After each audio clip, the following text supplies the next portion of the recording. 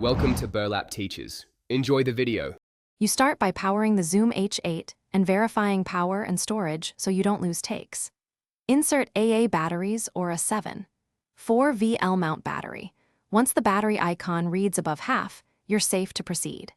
Make sure an SD card formatted FAT32 or XFAT is seated, then choose WAV 24-bit/48KHZ for clean, editable files. Plug mics into channels 1-8 and enable 48V Phantom only when using condenser microphones. This prevents damage. Once done with power and storage, you'll configure inputs and levels so recordings are usable immediately. Choose a scene, podcast or manual gives control. Handy recorder is quick. Assign each channel as mic, line, or USB, and set gain with the physical knobs while watching meters. You want peaks near -12 dBFS to preserve headroom.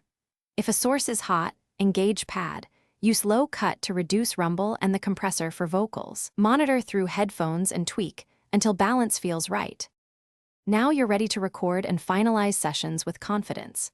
Press REC to start. Enable pre-record or count-in so you capture the performance cleanly and keep an eye on both track and master meters while recording. Press stop to finalize files. The H8 saves automatically, and you can review takes, add markers, and copy files to a computer via USB or by removing the SD card.